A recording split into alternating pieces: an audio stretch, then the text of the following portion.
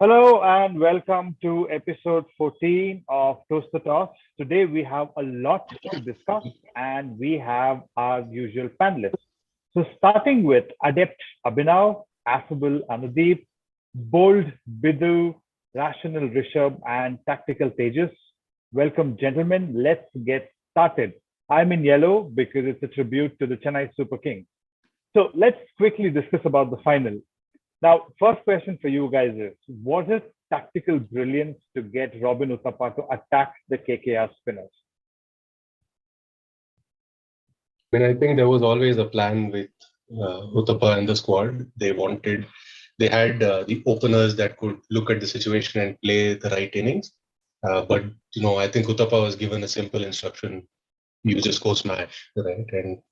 And they, if you look across the IPL, the trend has been that the openers do well in the power play, and then come over 10, the run rate starts trailing away. And I think that was a very, very specific instruction given to Uthappa that in that period, you and Moeen, as and when you come in, your job is just to keep the run rate going. We have other batsmen to play the rest of the match. So make sure that we don't fall into this trap. And that's exactly what they did.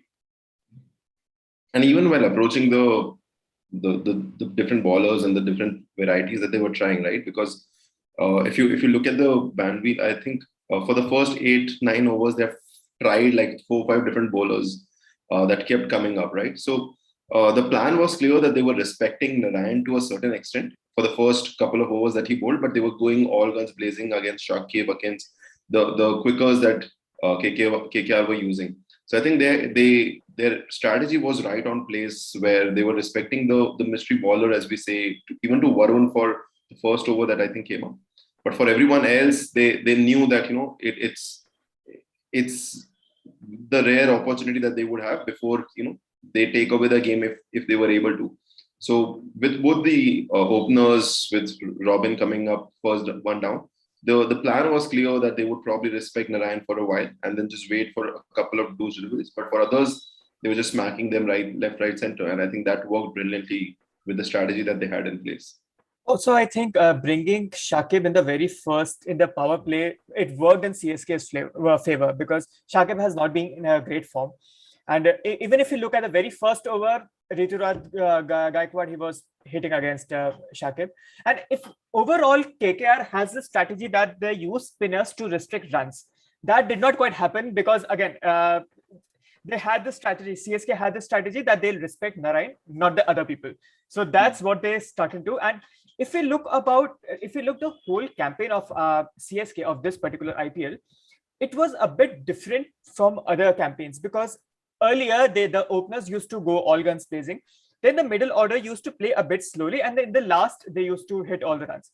Now that Dhoni is not in that great form, license has been given to Robin Uthappa, Suresh Raina, Ambati Rayudu, and Moeen Ali, after the openers, to go all guns blazing. After that, we have Shardul Thakur and we have Jadeja. So that's why if you look at all the matches of, in fact, CSK, the run rate were always constant. It never dipped down, except a few matches where there was a mini collapse or so. But otherwise, this IPL was quite different from all the other IPLs from CSK's perspective. So you guys are saying attack is the best form of defense. Now, the other question I have for Bidu and Tejas is, what could have KKR done differently? I mean, they knew they had a fragile middle order. Every team knows that. Once their openers are gone, then it's almost like the rest of them are in a hurry to go back to the pavilion. Do you think they could have done something different just for the finals? Yeah, I feel Ruturaj Gaikwad, I was just seeing some numbers. So in the whole season of this IPL, he has played around only 5 to 6 short balls or proper bouncers. Maybe they could have attacked a little against him with Lockie Ferguson. He has the pace because Andre Russell isn't there. If Russell was playing the finals, maybe it would have been much more easier for them to do that. But Lockie Ferguson, with his pace, could have tried pitching it short into the body and see how he reacts. Faf, anyway, you can't because he's quite used to those tactics, and he has been brought up in South Africa with that sort of a tactic. But I feel they could have tried Lockie Ferguson. But then again, KKR's strength has been spinners. at least in the second leg of the tournament. They went with the best bet and it just didn't work. Credit to CSK, I think, the openers, the way they played. There was not a lot that KKR could have done different, but only I think Lucky Ferguson could have been tried a little earlier, what I feel, with the short deliveries. Okay. Yeah, same. Like from the hindsight, you can always say KKR could have done this or that because we all know what panned out eventually. But given that Brendan McCullum is there, I think some of the things what happened was well thought out. Like if you see the bowling, they knew that CSK is also a top-heavy team with Suraj and Faf scoring almost all the runs. And the moment they knew that Robin Uthappa was selected in the middle order, they could have tried to not save Narain for the middle order because Robin Uthappa is used to Narain and Sakib in the middle order. So they could have tried pace in the middle order. Coming to KKR batting now, KKR openers have given them flying starts. But if you compare them to the flying starts of CSK, it dwarfs. Like KKR's openers are dwarfed by the amount of runs which CSK openers have done. And the fragility of KKR middle order, I think a couple of things could have been done. The first is, can Tim Stafford been tried out in the middle order? That means he would have left Sakib out, which is, I think, could have been done because there was the likes of Prashit Krishna who was favored a lot in the earlier part of the season. He could have been brought back. I think he was brought because of one bad over against, I don't remember which team, but he gave over some 20 runs. There was Harbhajan Singh in that lineup. So I don't know how good he is, but if they are going to prefer Shakib as a spinner, then they might have well tried Harbhajan Singh as a spinner. Because Shakib Hassan was selected primarily as a middle order batsman and he was not contributing there. So just to bolster the middle order, they could have tried a Tim Stafford and ensured that the middle order damage is not happening for the team. Good points, Tejas and Bidu. Like short bowling to Rituraj and then maybe, getting in a Tim Stafford, just bolstering that middle order. Now, my other question to you guys is, did Sharjah play a role in KKR getting to the final? Would it have been Abu Dhabi and Dubai? You think they might not have got into the final? See, venues have, we can always have those debates, right? That how venues impact the strategy, right? And especially when we speak of India, you see Mumbai playing majority of their games at Wankhede and Chennai playing at Chepak. So stadiums have always had their own mix of how things would affect. And in a way, after the first few games in the second leg of the IPL, most of the teams or almost everyone knew that how a particular stadium is impacting. I think KKR was just wise enough to trust and back the players, even if they were not performing, and that gave them the impetus. Because while we speak highly of Narain was not in form in the first leg. Narain did not really contribute to any success as such of KKR in the first leg. I mean, keeping aside the fact that they barely had few successes in the first leg, but they trusted a player because of the conditions, and I think that paid off. Every team knew the conditions. They went ahead with what they believed in, and I think that's what has paid benefits for KKR because they trusted a player because of their skills and how a stadium or a setup was as such. It was more of an attitude shift. Yeah, that's what we can say. Inclusion of Venki Iyer had made a whole lot of difference, and because they had nothing to lose, they were 7th out of 8th position after first leg. They had nothing to lose, and they were playing in their freestyles. That's perhaps the reason why they reached the finals. I'd also say that I don't think KKR performed badly in the finals. I just think that Chennai made the right bets up front that paid off. Now imagine if Uthappa tried to hit a 6 and got out, and Moeen didn't score, and Chennai wouldn't have gotten that huge total, right? Then KKR would have sailed through to an easy victory, and we'd be speaking the same thing about Chennai. So I think the story of the finals for me is Chennai making big bets and making the bets count. And then when you have runs on the board, when you know that past the openers, things start slowing down and it gets difficult, it's hard to chase, right? So I don't think KKR did too much wrong. We know that their middle order was a little bit undercooked. KKR is always that team with that fearsome 4-5-6, but 4-5-6 didn't perform at all this season for KKR, right? So I think it's just. No. I would like to bring 2 points here with what Abhinav mentioned, right? With regards to KKR doing good, still they weren't able to cross the line. First, and this is something that I absolutely love, which MS said in the post conference, that when you reach playoffs, it's no longer about a team, it's about that individual performance. And 15 minutes of an individual performance can take away the game or can bring you the game, despite of how worse you have performed over the last many minutes, right? And that is where the performance that Robin Uthappa and Mohan did after the wickets had fallen had turned the game to CSK with the score that they put up. That was first. That when we talk of playoffs, it's no longer about team's performance. It's about the individual efforts. 15 minutes can completely shift the game.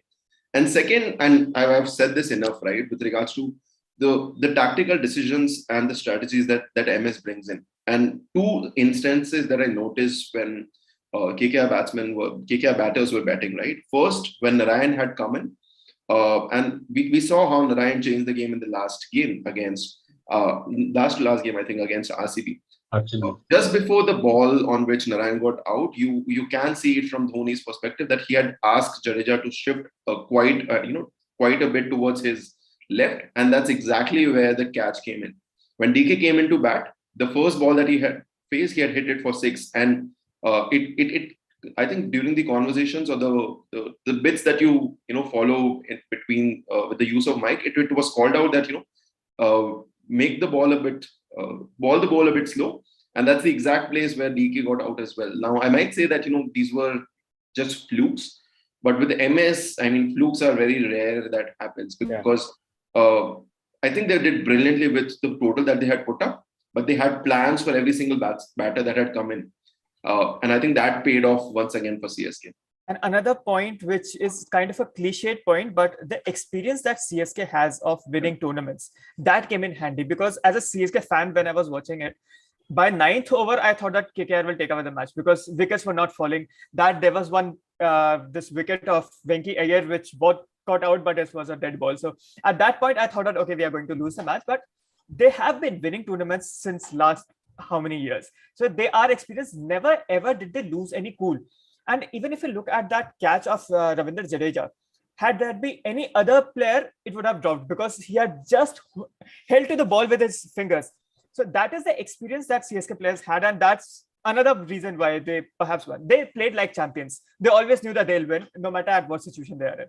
That's so just to summarize, you guys are saying that irrespective of the opponent, irrespective of the conditions, it was the big match temperament, the tactics, the players, and the bets which CSK took, which came off. Had it been Sharjah, Abu Dhabi, anywhere else in the world, CSK would have still won that game. Great. I'm just wrapping up this section because the next section is super exciting. Now moving on to the second section, which is we are going to do a IPL roundup, which means we are going to look at every single team and then review them. So starting with the first team we're going to review, we're going to do bottom up. So beginning with Sunrisers Hyderabad, Anudeep, your thoughts on how this season went? Well, see, even during, I think when we were having auctions, we were discussing in WhatsApp our group for the auction strategy that SRS should have. And the point was that they should have a strong middle order because the weak middle order was the reason why they performed badly in the last season also. They did nothing to improve that, and we can see the result this time. Their middle order was almost zero. They were fully dependent on David Warner and Baistro. In first leg, they did perform well, but their middle order was so fragile that they did not win any match.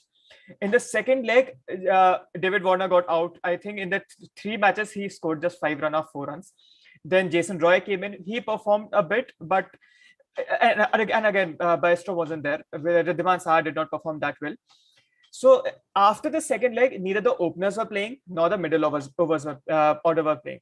Now, if the batsmen are not playing, no matter how good the bowlers are, you cannot win a match.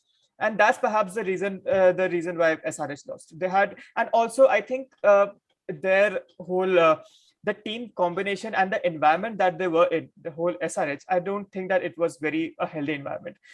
We can see the way David Warner was posting on Instagram and all. The team environment wasn't healthy. And if the environment isn't healthy, a team doesn't win matches. That's perhaps one of the reasons why SRH lost. We have auctions coming up. Let's hope that the team does well. they pick up good players, especially domestic players, because SRH does not have a good domestic pool. Yeah, I mean, the positives for me was Jason Holder, right? Jason Holder. Right. Then, of course, their bowling unit, Rashid Khan, Zumran Malik.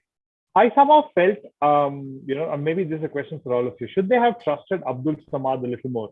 He is a big hitting player, has the ability to hit the big shots.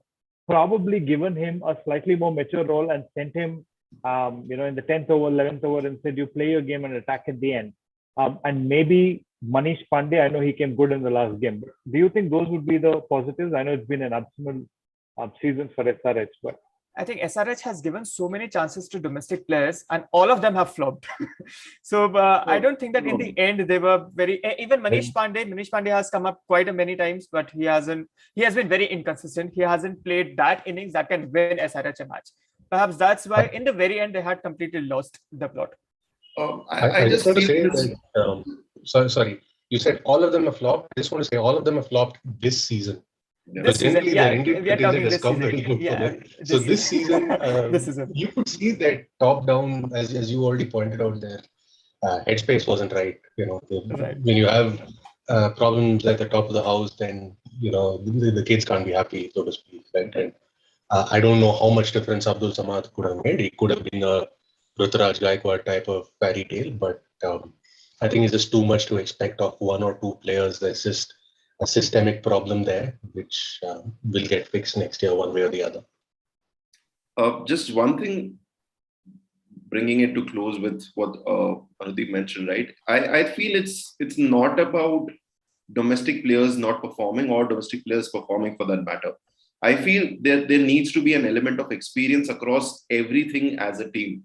And what I mean by that is, your top three, even top four, probably top three, you need someone experienced there. I'm not saying that he needs to be, an overseas player, but you need someone who has that experience of, starting an innings that is needed from a T20 perspectives game.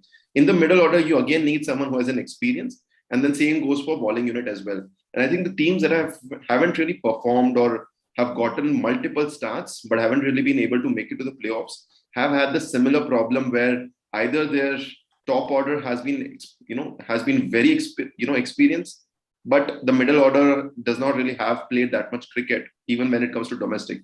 And that's where I think has been the major game changer, that there was no one really out there in the middle when they were batting to guide them that what it needs to be done or how do you read a game as such, depending on which position or what the situation of the game is. That goes on for, someone like Punjab Kings or Rajasthan Royals for that matter. They have an experienced top three, and all of a sudden their top, the middle order is struggling because they don't have that much of an experience. So you need someone experienced enough across all formats, across all orders. And I think that's one of the key differentiators between teams that have done well and Punjab Kings or Sunrisers Hyderabad or Rajasthan as such. It's just going to get to worse in the wrap next up, year, right? Because we're Yeah. going to have two more teams coming in, so experience is going to be stretched out even more. Sorry. Yeah. No, so I was just saying, so to wrap up, I think Sunrisers have had the same issue, their fragile middle order, which we hope they fix in the next auction. And from Sunrisers, now we move to the Royal team in pink and blue. Bidu and Rishabh, your favorite team, Rajasthan Royals. How do you think this season went? To start off, I think I was expecting Rajasthan to be in the bottom place. It's just that Sunrisers played even worse than Rajasthan. But the way they were playing, they were most likely to be placed at number 8. I mean, you got a feel for the fans for Rajasthan. How many seasons have passed since they have won the first IPL and they just keep on about being the inaugural champion? They have been called as the fourth when they were playing in Jaipur, but batting a season or two in between, the story has been really sad. It's always a downhill story for them, and they are a sinking ship. I mean, if things keep on going like this, they would be Titanic forever, and people won't come to their matches. I mean, it's hard sentences, but that's the reaction for me for Rajasthan Royals. Over the years, there have been sprinkles of magic here and there. Some Samson playing some good innings, Butler coming up with some great innings, but these are individual performances, not team performances. Interestingly, they're trying out new things. They're not just sitting ducks. They have changed their stature from being a Moneyball team to spending more on the likes of Stokes and Morris. They have brought in Kumar Sangakkara, who is a very, very experienced coach. They have changed captaincy from Rahane to Smith now to Sampson, but time and again we have seen they are just placed at the bottom position. Nothing just works.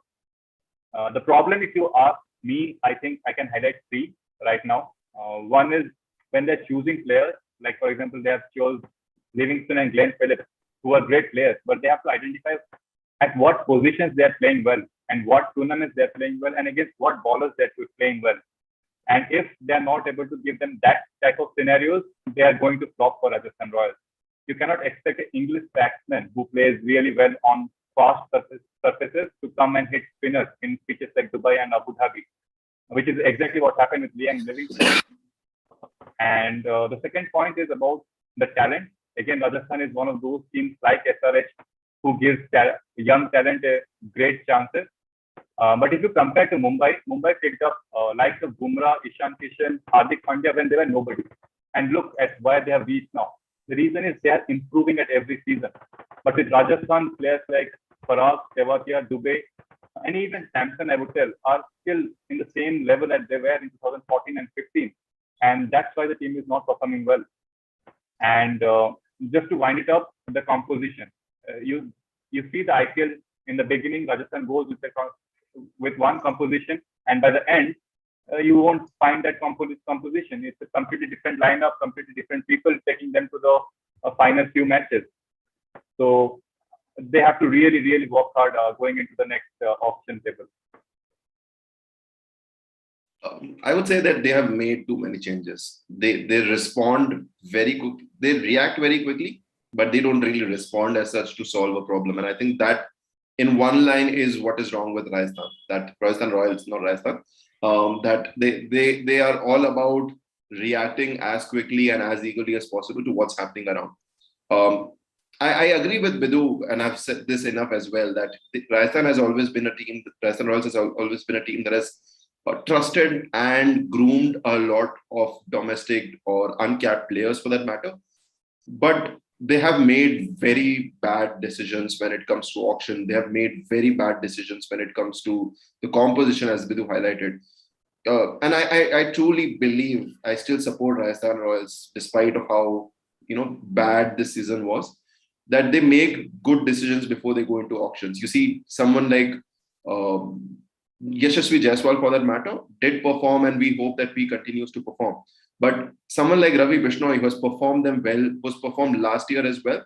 They decided to let go for some unknown reasons. They kept bringing in Chris Morris, and they have this much, I don't know why, but the faith on tropical or English batsman unit as such, English unit as such, that predominantly their overseas come from there itself, or South Africa. It's either English or South Africa, and not much as well. So that is there, and I feel that Rajasthan Royals needs a change with the captaincy as well. You need someone more maybe dynamic, who can inspire folks irrespective of how they are being led. So I think they need to be wise about how they are really going about auction. They need to be wise about how they are trusting and grooming their players, and they back it. See, Mumbai Indians, we keep taking that example of picking up Bumrah, Ishan Kishan, Sky, Suryakumar, or Hardik Pandya for that matter, but they kept that trust in them for years, even till this particular date. And I think that has reaped results, right? You don't back a domestic player, or do not back a domestic player just on the basis of one season. And I think that's the key differentiator between Rajasthan and Mumbai. So I think they need to continue to back their folks, maybe Also, change. like Just the to point wrap that up, right? the point that Bidu just pointed out, that Rajasthan has been like backing up this domestic players, but they are not leveling up. Like even if you look at Rahul Tewatia, the innings that he played last time against Punjab, he hasn't played any such innings after that, and he hasn't really leveled up. And that's the case with other domestic players also. And as Rishabh mentioned, that they do need a captain, they do need a leader who can help in binding them all together. One or two performances here and there might probably keep them in playing 11 for the entire tournament, but that's not going to win them a league. So just to wrap up, right? You guys are saying they need inspiring captain, they need the X factor players, and they need people to be more consistent. Sorry, I'm jumping to the next team. one-liner in. Sorry, Yeah. I want to sneak one-liner in. You can't speak about Rajasthan and not speak about the whole Chris Morris thing, right? And to me, it always seemed like Shilpa Shetty was given the credit card at the wrong time and said, "Come on, Morris, I don't care how much you cost." And then immediately next day, there's an Amazon Great Indian Sale or something, and the price is just ridiculously off point. So, yeah, sorry for sneaking that in. All right, that was a good line. It'll always stay with me. Okay, moving to the next team, which a lot of people call RCB Team B, but what we're talking about is Punjab Kings, CBKS, Abhinav and Tejas. Your comments on them? This is the red block, right? With RCB and Punjab. Go ahead, Tejas. I'll let you pick this up. Maybe I know they didn't qualify for the playoffs, but I want to start with what went right for them. And it's the usual suspect, isn't it? The top order is incredible. Openers are perhaps the best openers of the tournament. I know CSK's top order was built, and I mean, in the end, they came out with the orange cap. I think KL and Mayank's partnership, it goes beyond for the contribution of their team itself, right? So that went really well for them as usual. Their bowling attack, I know they have not won a lot of games, but I feel their bowling attack did really well. The likes of Bishnoi, the likes of Harpreet Brar, Ashdeep Singh, Mohammad Shami, who is a part of Indian T20 World Cup squad. Incredible bowling attack. You've seen Bishnoi, I think he has only conceded 7 sixes in this 2021 season.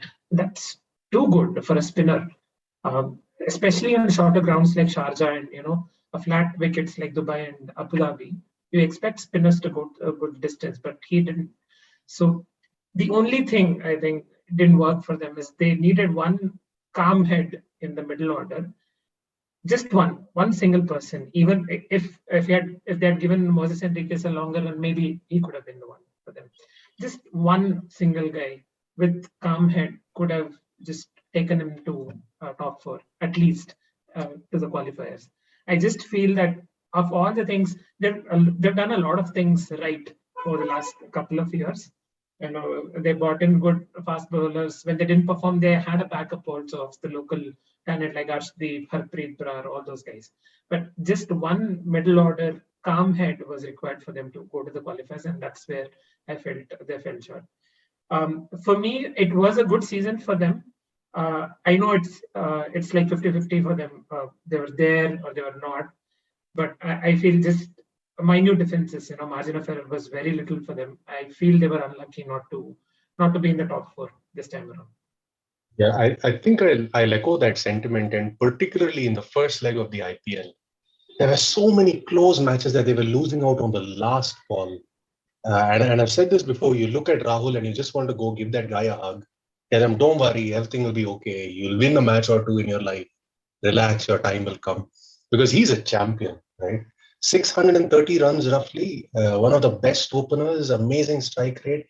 And I think he's one of the 2 people that I've seen across the IPL, across this year and the last, who plays the situation. He knows he's got a middle order that's fledgling a little bit. So at times he holds himself back. The sign of a true champion for me, that you don't simply look at a ball and say, I've got to smash it. Right? You think about the situation, you play yourself in, and you also accelerate when you need to. I just think at some point, he should get some time off to maybe go to Tirupati or something like that, because man, were they unlucky. So many close bins, matches that they had, and someone just snuck away from them in the last minute. Right? You remember this one match where Mayank did everything for them, and then he said, all right, we have 3 balls, 1 run, bring it home. And they bungled it. And they took it to a super over and bungled that as well. So, it's just so unlucky. I think they're the most scrappy team out there. In terms of resources, I think very, very less compared to the other teams. And they've got some players that didn't perform, right? Like Nicholas Puran just didn't turn up this year.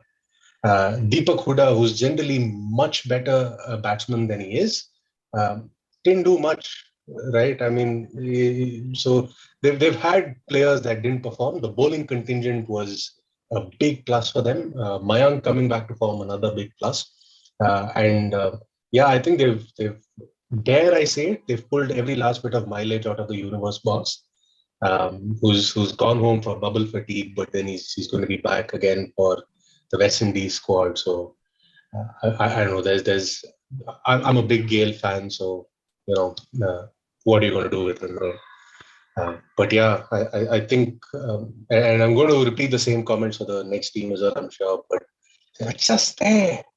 But I They're think just there. Talking of the unlucky part, you know, the thing that differentiates a good team from a bad team is how you cling on that particular moment, that thin line.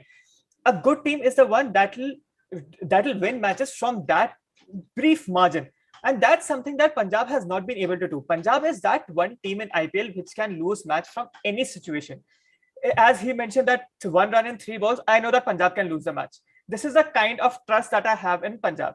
And one of the reason is bad leadership. And I'm not just talking about KL Rahul, I'm talking about the whole team management. And it's not something that has been talked just now, it's something that has been talked before also. That the coaches and the staff, they don't really have that much of freedom to take decisions. It's the team owners, in fact, many a times, who choose who the playing 11 are going to be. If that's going to be the case, I don't think that the team can win any match. And no matter how good KL Rahul plays, no matter how much good Mayank Agarwal plays, if the team management, if the team people who are playing there, if they don't have that much freedom, if they don't have trust in themselves, if they don't have trust in that supposed staff, I don't think that they'll reflect that confidence in the field also. That's perhaps one reason why they are not able to take that one final step to win matches. They don't I have that think The this confidence. prime example for wrapping that up, is right? David Miller still hanging out in that squad, right? Miller I'm the not going to killer. say any more, but I'm going to leave it at that. Yeah, just wrapping up. They need big match temperament. They need a little bit more freedom, and I definitely think they should groom Shah Rukh Khan as a finisher.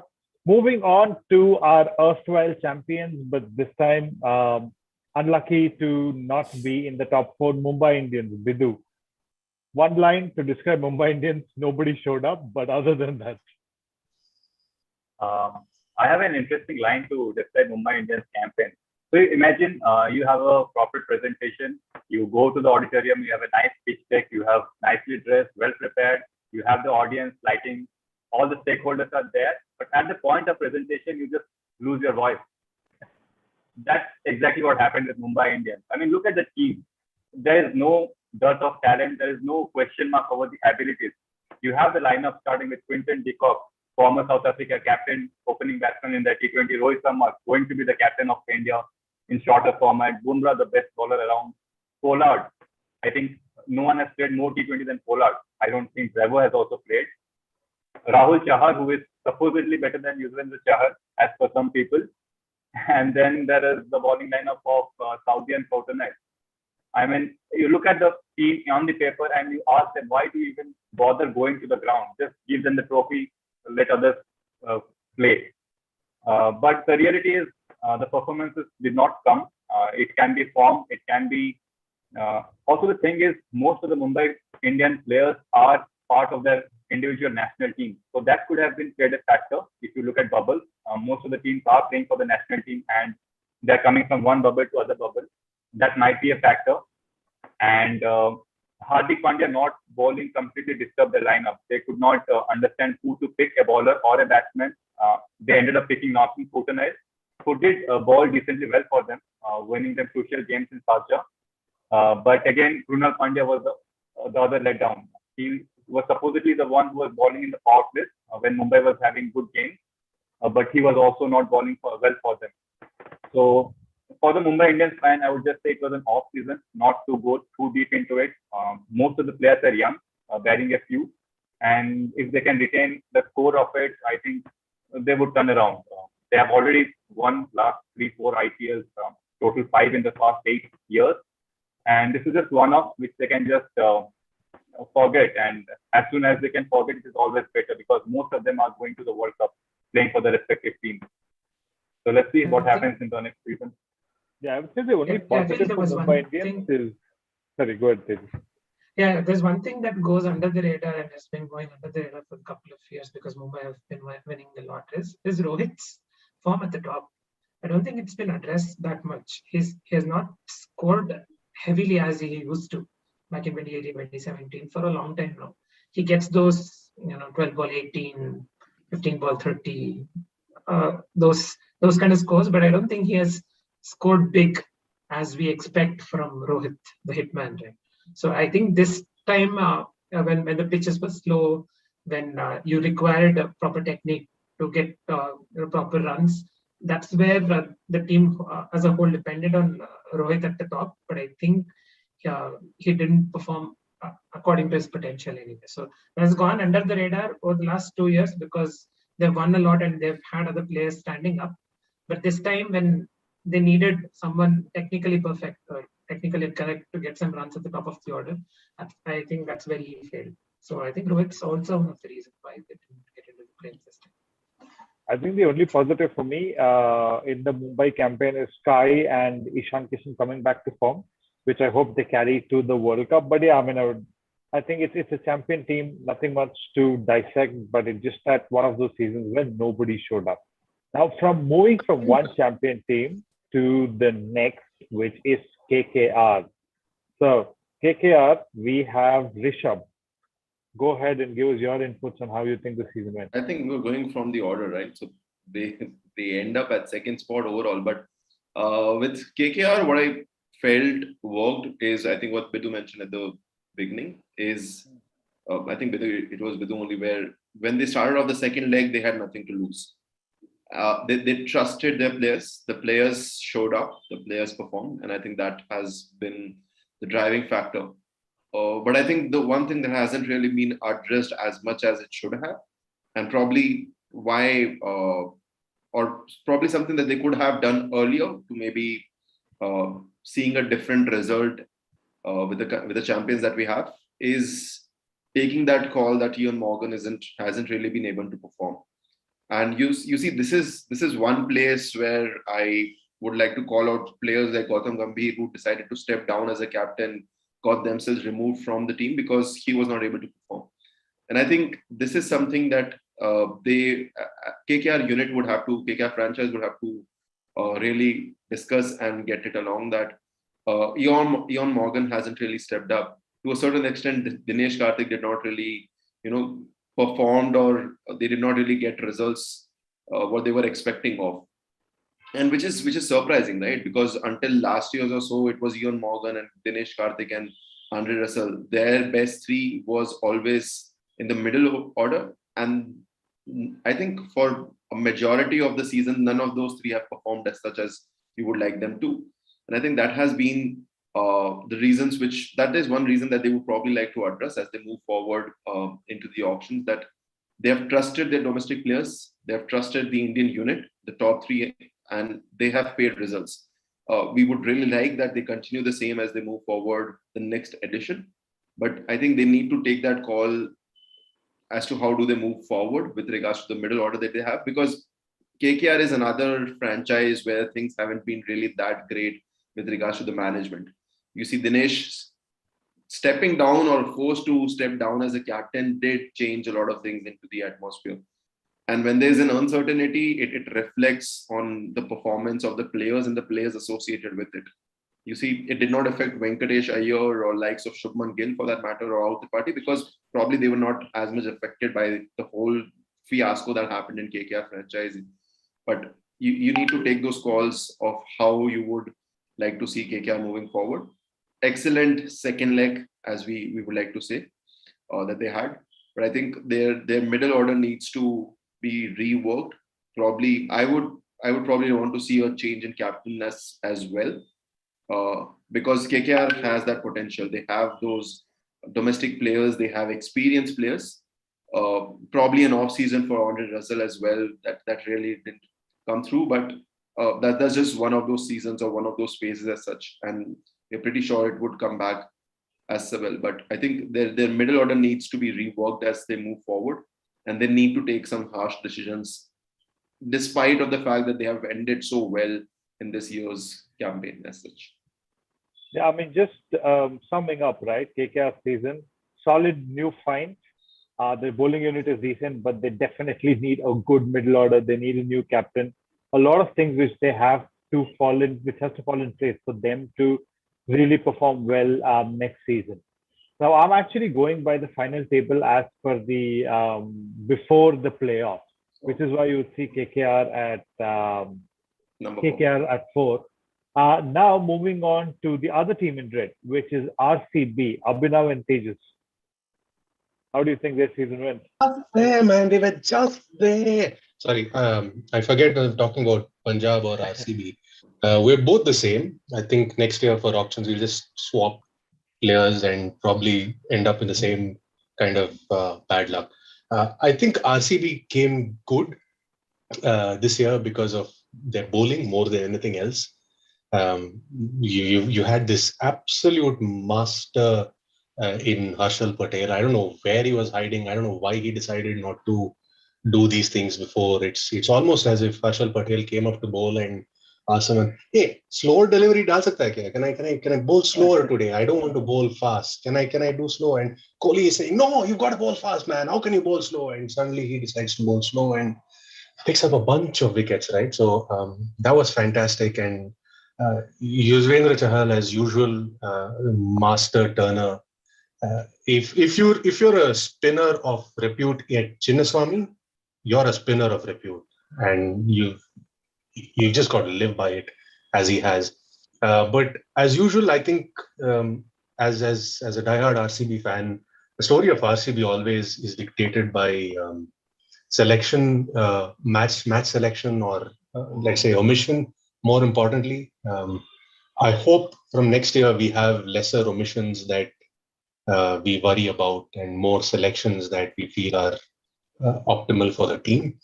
And yeah, as much as I've had issues with Kohli as a captain, I do hope that he comes back in fantastic form. His form this year has been okay, but if you judge it by Kohli standards, it's been nowhere near where he should be. Right? He shouldn't be muddling himself up as an opener.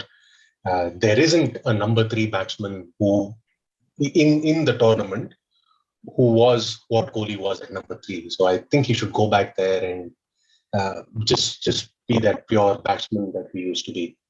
Yeah, I think that sums up RCB for this year. Tejas? Yeah, for me, what was refreshing to see was RCB's generally since 2011, for that matter. We were dependent on Gale, AB, and Kohli delivering. Then when Gale was not selected in the subsequent seasons, it was just AB and Virat. We were dependent on both of those guys quite a lot. And hence, we were falling short. We did fall short this time as well. But this time it was refreshing to see that the other guys stepping up, the likes of Bharat. Maxwell finally arrived in the IPL after 2014. Harshal Patel bowling really well, and the resurgence of Yuzvendra Chahal, right? So I'm naming 4 or 5 other players than AB and Virat this time when I'm talking about RCB, and that's a big win for me. Yes, AB and Virat are pretty close to the fans. They want both of them to perform, but I think the others performing was a big boost for the team. And I feel, the auction is coming up a little at the wrong time for us, for the RCB fans, because maybe like one more year with the same team, with a couple of changes, this team can be a champion team. The auction is at the captain wrong change, time. I think, is good. In my opinion, we just reschedule it. Just sorry, one of comment that I made before for RR, I think applies for Bangalore as well. If you look at how we purchased in this auction, we splurged on 2 players. Right, one of them gave us dividends for both together. The other wasn't really given an opportunity to prove his worth too much, in my opinion. Right. The difference though is instead of Shilpa Shetty doing this, Malya sitting there doing this. Right. So sorry for trying to sneak some humor in there, but yeah, I completely agree with Tejas. A lot of new names for RCB that have come good. I did like what Bharat did as well in the middle. He took over that role of rotating singles and accelerating at the right time. So good to see new names. I think some interesting points. We definitely RCB needs a finisher. And fair point, Abhinav, that if they splurged so much on Jamison, he should have been given an opportunity to pretty much play in every match and see if he gives the dividend. Great. Just one thing before we close. While Yeah. this was probably one of those rarest year where we see the RCB bowling unit stepping up their game and RCB betting unit, putting, letting the team down.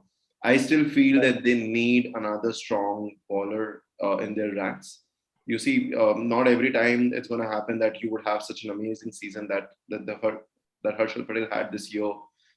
Their bowling unit has stepped up. There has been no questions on that.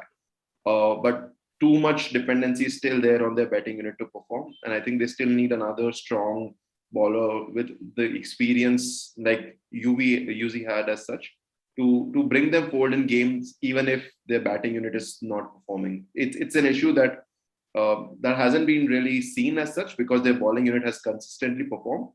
But when you speak of their bowling unit, it's usually Harshal Patel or Chahal who's giving them the breakthroughs at the right time, and that kind of put a brake on the accelerator of the opposition. But I still feel that they need another strong bowler unit or strong bowler in their ranks as such. Sure. That's another great point. Let's hope they can address these two concerns in the next auction. So from RCB, moving on to the men in yellow, CSK, right? One line for them. They are champions. They have the best team. What do we even talk about them? But I'm pretty sure our panelists have something to contribute. Anudeep and Abhinav, take it away. Okay, so I'll first start with the things that worked out for CSK. In the last, again, this particular line has been told so many times when Dhoni said that they'll come back stronger, which reflects the character of the team. So even perhaps, see, after 2018, every match that CSK win has been a kind of a miracle for me because the team was so bad. They were full of old people. I had no hope that they'll win even a single match. They went on winning 2 tournaments. So for me, it's been a wonderful time. But if we talk about the things that actually worked for CSK this particular year, I will not talk about openers because we all know what they have done. I'll talk about the middle order because see, the middle order, they did not play big innings. Nobody played 50 runs, I guess, except Uthappa in the very end. But what they contributed and Rayudu in one of the matches. Yes, 1 or 2 matches here and there. But what they were able to do was play that 12 ball 30 runs innings or, that 8 ball 25 runs that innings. And that is something that everyone did. Moeen Ali did, Rayudu did many times. Bravo did against Mumbai Indians. And similarly, Jadeja, we all know what he did with Harshal Patel in that particular match. Everybody was chipping, the middle order was chipping in. And this is what the main difference was of this particular campaign from others. As I mentioned earlier, see, we always had great openers, CSK. But the middle order used to take some time to get into groove. And then in the end, Dhoni and other finishers used to play a blinder. This time, Dhoni knew that he's no more that finisher. So the middle order stepped their game. Second point which they improved was their Achilles heels, CSKs, which is fast bowling, especially overseas fast bowling. If you look last year, Lungi Ngidi got hit around the park. And even earlier, it was, I think, Ben Hilfenhaus who was there in the team. He did not play that well. And also, except Doug Bollinger, I think no fast bowler played that well for CSK. This time around, they had Josh Hazlewood. And he played exactly the role that spinners used to play. Now, Josh Hazlewood used to come to bowl after the power play, and he used to restrict runs. The exact role that spinners used to do traditionally for CSK. So this is perhaps one of the biggest positives that CSK had this year from a fast bowling perspective. And openers, we all know what they did. And captain, of course, they had the trust of captain. They had MS Dhoni with them. So nothing more to say about it. So about Chennai, right? I think this victory that Chennai has had is not a victory on the field. It's a victory in the dressing room. Right. Because you look at the team, and this is something that Anudeep touched on as well, right? Who are the new players in this team from last year? Because last year was a horrible result for Chennai. What's different in their team this year? Josh Hazlewood, I think, came in this year. Moeen Ali came in this year. They had Krishnappa Gautam come in who didn't really get a chance to play. There are just 2 people that came into the team, both of whom have performed in patches. Let's be honest, right? I think Josh Hazlewood was fantastic for them, but not there throughout. Moeen Ali did an excellent job in the first leg. Second leg, he did that pinch hitting, right? Like 10 ball 30 or whatever, and went. So what changed in the team? Nothing. It's the same people that failed to find form last year who've suddenly come back. Most of them senior players, experienced players. I hate to use the word old because I'm getting up there as well, but experienced players who suddenly come back and said, well, you know what? I'm the lion in the jungle. I don't care if the jungle is in Chepauk or in the Middle East. I'm the lion. You can't defeat me. And these people came back, and that's not a victory on the field as much as it is in the dressing room. And that is the magic of CSK for me. You've got these wonderful players, all of them coming in, performing in bursts of brilliance. Everyone's pulled their weight. There's not a single guy out there who's not won them a match. Whether it's Jadeja pulling off a few fantastic wins, whether it's Moeen pulling off a few wins, it's Ambati Raidu, it's Ruturaj Gaikwad. Everybody has pulled their weight there, with the exception of Dhoni, in my opinion. I know in the second last match, Dhoni apparently hit 3 boundaries and now he's back to form. No, he's not back to form as a batsman, but Dhoni is still that man that you go to say, hey, here's 10 other ordinary people. I want you to win, and Dhoni will make them win. Right? So he's the 11th cricketer who can make you win with 10 players. Without Dhoni, the 10 players might not win anything, but with Dhoni, any ordinary 10 players can win. And that's the brilliance of Dhoni. As a batsman, I still don't rate him very highly. You can see, even in the final match, he dropped a catch as a keeper, which is a very rare sign. But as that mastermind, just as that spider just pulling the strings, he's unparalleled. And in the dressing room, I think Stephen Fleming and Dhoni have done. I mean, they should just call themselves Hogwarts School of Super Kings or whatever from next year, because man, have they changed things around. So to wrap up, I mean, Chennai is. Sorry, go ahead. One more point of this. Since 2008, Chennai have failed to qualify just once, right? And since 2008, the game has evolved a lot. We need to give credit to CSK and the team management because they've been pioneers of forming these templates of how to play a T20 game. They were the first to start with bowling spinners in the power play when it was required in 2008, 2011, when it was when the other oppositions were taken off guard. And then they focused in 2013, 2014, where the openers have to go really big at the top. The 6 overs you have to capitalize. We saw the likes of du Plessis playing even then, and Murali Vijay has really changed his game. And this year, I think many people thought it was a mistake, but they had 10 people who could bat. And that is a new template altogether. We spoke about the freedom that the CSK boys have, right? Uthappa, go there and smash. Why? Because we have batting T10. That is the type of template that Dhoni and Fleming have come up with over the last 13 years, and we need. And it is, I feel, very underappreciated. But I think they are the pioneers of T20 game. Now you will see a lot of teams stacking up their batting till 9-10 so that they can win close matches. And that's why they win. I feel this is one point that has gone under the radar, but I think it's a tactical masterclass by Dhoni for the last 14 years. With respect, of course. I just want to add to that a very interesting thing, right? You see every other team depending heavily on spinners. Chennai, with Imran Tahir not playing, is underpacked in the spinner category because they do have Moeen Ali, they do have Jadeja, neither of whom are real turners of the ball. They're more line and length and keep it tight and don't get wickets. And but they won matches because you've had a lot of slow bowlers. You've had Lord coming in, having this knack of going for 15 runs in an over and taking 1 wicket and coming out. So again, I think we see this shift from depending on spinners to depending on bowlers that take pace off the ball.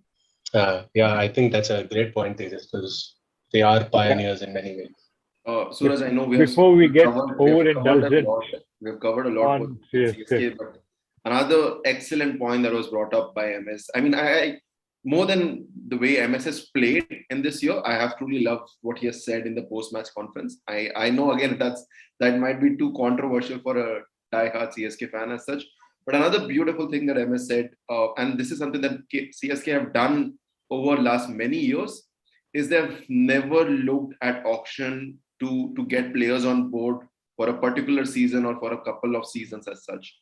The line that Dhoni said that, it's now time to relook at how the next 10 years is going to look like.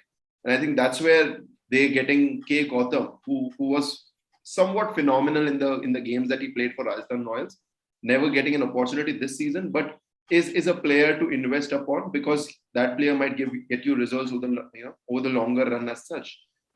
Cheteshwar Pujara is another player that they had invested in, never really gotten a chance this year, but might get you results. So it's about that atmosphere that they create in the franchise, where they're not really looking at players from one particular season as such, but over a span of 5 years, 7 years, and I think that has paid them the maximum dividends.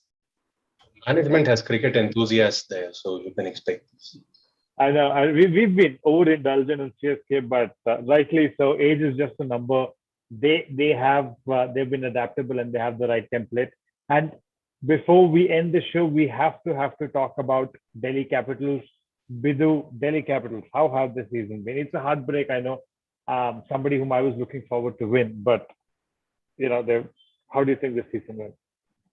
I think I would start Delhi Capitals with Ricky Ponting, because you see Steven Fleming, he has been associated with CSK only, and we rate him as one of the best in IPL coaches. But Ricky Ponting achieved results with Mumbai Indians with a star-studded team. Now he came back to Delhi Daredevils when they were not particularly playing well in IPL. They had a young team. When he came, I think Rahul Dravid and Zaid Khan were among the leadership team, and then they handed over a young team to Ricky Ponting. And he has made them really, really competitive team in the IPL. They finished third, second, and again second this time, or third maybe. But it's just the one match they are losing out, the eliminators. But apart from that, they are the best team in the IPL. I would tell they are the better team than KKR or CSK in terms of overall team performances. But the only thing that I have to point out is, look at CSK. If something is not going their way, they're sticking to the template. Like Robin Uthappa was brought in only for Suresh Raina. He was not brought in because one of the openers was not doing well or the finisher was not playing well. Because Uthappa can do either of the three things. He can open, he can be in the middle order, but he can be a finisher. But he was said and communicated pretty clearly that he is going to go there to make runs in the middle over. Delhi Capitals changed around a lot. They did not have Stoinis, but they brought in Steven Smith for a couple of games, just to make sure that Stoinis is fit for the final. And when he is fit, he came in without any game experience. So if they were sticking to Steven Smith, they should have stuck to Steven Smith throughout the tournament. Same with the bowling lineup. There was a couple of matches where Ripal Patel came in. I didn't find Amit Mishra. So these are very, very small things which get lost when the team is winning. But in the crucial games, it just comes back to bite you. But on the positive side, you see Shreyas Iyer and Rishabh Pant, the amount of camaraderie they share. When the captaincy was not given back to Shreyas Iyer, he was happy with it. He said, just go with the flow, keep Pant the captain. And both of them are playing well in the middle order. And with this defeat, I think Pant will go as a leader.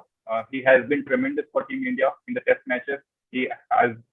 I think he was going to seriously compete with Rohit Sharma to be the next short form captain. And I think really heartbreaking that they did not win the champion. And we could have really seen a new champion this time around. And going forward, who they would retain is going to define how they're going to perform, because they are a very, very good team. Yeah, again, I mean, they need to develop big match temperament. And I think the specific point you made about the bowling, Bidu, I mean, that was glaring, because in the first qualifier and in the eliminator, right, or the second qualifier, they lost because of their bowling. That one, that last over by Ashwin where Rahul Tripathi hit a six, or even the first match where kind of Dhoni hit those four to take CSK to a close win. If they had a stronger fourth bowler or a fifth bowler, I'm pretty positive they would have reached the finals. But we're almost at the close of the show. Any final comments on Delhi Capitals before we end the wrap up? I think. Okay, if I can just bring in a word, I think they're a fantastic team, but I think by the end of the long season, you started seeing some cracks appear, which I think could just be put down to pressure of getting to those big matches. Because let's face it, Delhi is not used to being there.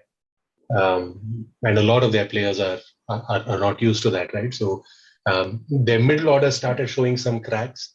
Their bowling started showing some cracks with Avesh Khan going for runs, and that was a big role that he contributed in. So I think in general, I'd say about 95% or 98% there, but it's that last 2% champion mindset that they started feeling weary in their legs towards the end, but otherwise a fantastic squad.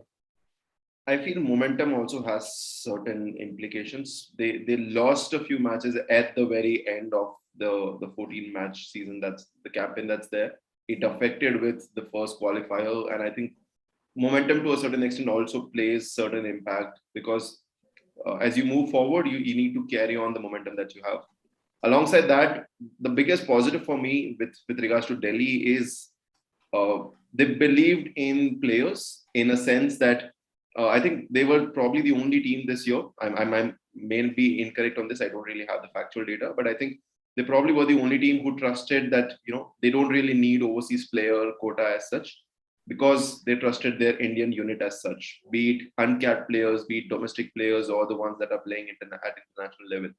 And I think that has been the biggest positive for them, that they have been really smart, I think 2 years back when they went into the auction, and that they trust their Indian unit, not Indian unit for that matter, but they trust the capabilities of a player regardless of how much experience that they have, and which was reflected in they trusting in our Avesh Khan throughout the season. And Ishant Sharma not getting the matches that you would expect them, even Amit Mishra for that matter. So a phenomenal franchise with the likings of Ricky Ponting as a coach. I think they've taken those decisions which needed to be taken to give the player that deserved a match rather than the experience that a player carries. So I think that has been the biggest takeaway and the biggest positive for me with regards to Delhi Capitals. So great observations, great closing comments, Rishabh. Thank you again, everybody. We are at the hour mark, but this episode has been some really deep insights, some great dissecting of the various teams and what went right and what went wrong. Thank you again for your time, for your insights, and for making this episode very, very informative. Goodbye, everybody. See you again next week with